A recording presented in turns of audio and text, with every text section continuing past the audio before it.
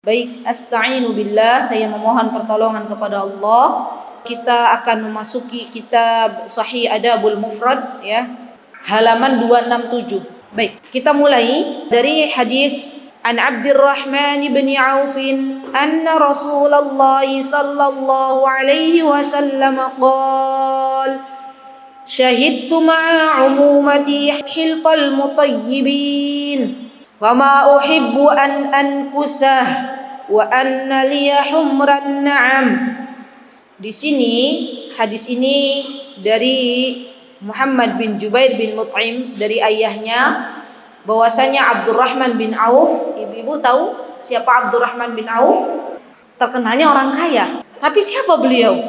Sahabat Nabi kita Muhammad SAW. Sahabat yang dijamin masuk surga. Ahsanti, Masya Allah. Ada lagi, beliau termasuk orang yang mulia. Maksudnya begini.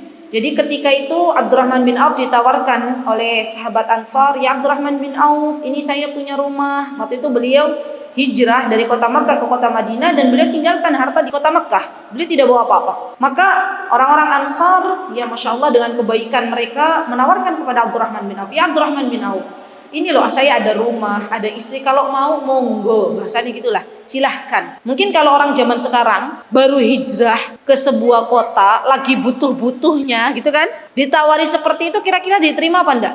Lagi hijrah, enggak punya karib kerabat di situ, semua harta ditinggalkan, pas ada yang nawarin seperti itu, diterima apa mboten? Diterima. Ya jujur ya, alhamdulillah. Abdurrahman bin Auf enggak terima. Apa yang dikatakan oleh Abdurrahman bin Auf? Tunjukkan aku pasar. Artinya nih teman-teman, Abdurrahman bin Auf ini punya muruah, punya jiwa yang mulia. Beliau menjaga kemuruahan beliau. Subhanallah. Dan inilah yang harus dimiliki oleh kita kaum muslimin. Dan inilah yang harus kita miliki. Dan kita ajarkan kepada anak-anak kita, nak, kalau kita berusaha, masih bisa berusaha, maka berusahalah, jangan meminta. Subhanallah. Baik, apa yang dikatakan oleh Abdurrahman bin Auf? Kata beliau, aku pernah syahidtu, aku pernah berkumpul, aku pernah menghadiri, menyaksikan. Dari kata syahada, aku pernah menyaksikan, aku pernah menghadiri ma'a umumati, ya, bersama paman-pamanku. Umumati itu jamak dari ammi. Ammi itu pamanku.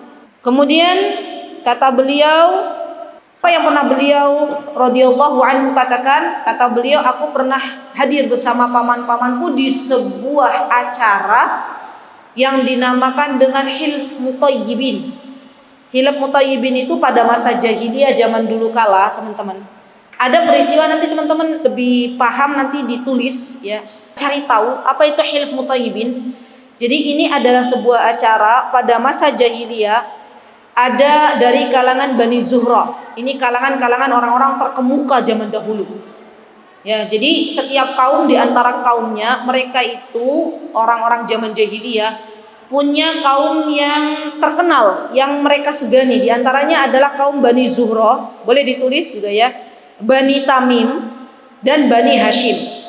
Rasulullah SAW dari mana teman-teman? Dari suku Bani mana? Bani Hashim. Ahsanti. Jadi yang saya sebutkan tadi, Bani Hashim, Bani Zuhrah, Bani Tamim, itu adalah kabilah termulia pada masa jahiliyah. Nah mereka, ya kabilah termulia itu yang Allah muliakan, Allah yang memuliakan mereka. Berkumpul di rumahnya Jud'an, dan mereka menyediakan minyak wangi di sebuah mangkuk. Jadi mereka di antara kebiasaan mereka itu menyediakan minyak wangi di atas mangkuk. Kemudian mereka memasukkan tangan mereka masing-masing dan bersumpah. Lihat, apa yang mereka sumpah? Mereka bersumpah untuk membantu orang yang dizalimi. Nanti teman-teman, ada kebiasaan-kebiasaan masyarakat jahiliyah yang masih dikokohkan dengan datangnya Islam. Kalau kebiasaan-kebiasaan tersebut tidak membawa bahaya bagi hamba Allah yang lain. Menurut teman-teman semuanya, membantu orang yang terdolimi itu baik atau buruk? Baik.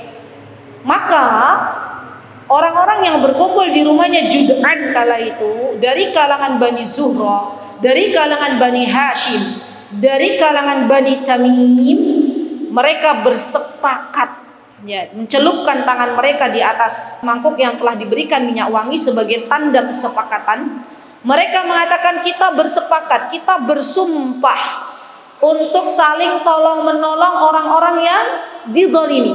Ya. Nah, Abdurrahman bin Auf mengatakan, aku karena itu saya sudah bersumpah dan saya tidak mau menyelisihi sumpahku, maka aku pun akan menepatinya.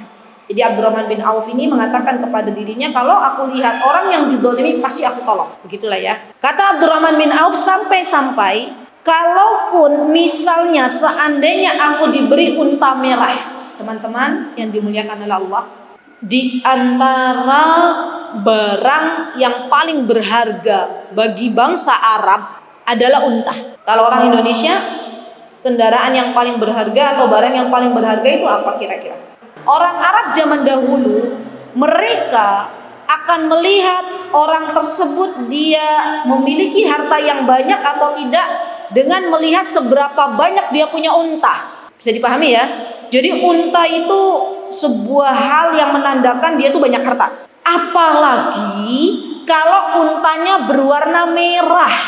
Jadi unta itu teman-teman, kalau kita kan orang Indonesia, unta itu ya unta. Lihatnya cuma di Bonbin, di kebun binatang, jenisnya cuma satu misalnya ya. Ternyata unta juga berlevel, bertahap, setiap warna itu mencerminkan berapa harganya. Dan harga yang tertinggi pada masa zaman jahiliyah dulu adalah unta yang berwarna merah.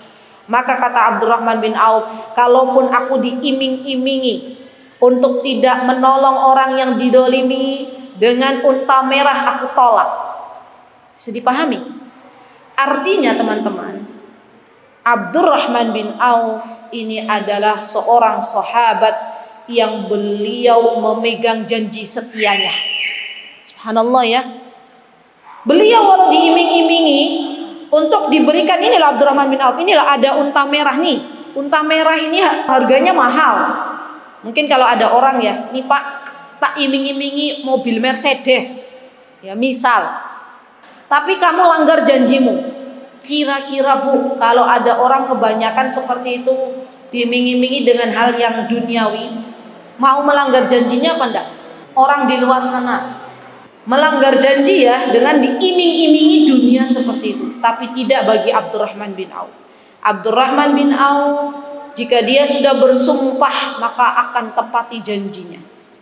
Nah, ini yang dimaksud dengan sumpah jahiliyah. Jadi kata Rasulullah SAW, kalau sumpah jahiliyah yang mereka katakan itu tidak menyelisihi dengan apa yang telah dibawa oleh Rasulullah SAW, maka tetap dipegang. Seperti Abdurrahman bin Auf, beliau sudah bersumpah akan menolong orang-orang yang dizalimi, maka ketika beliau masuk Islam, beliau pun tetap memegang sumpah beliau.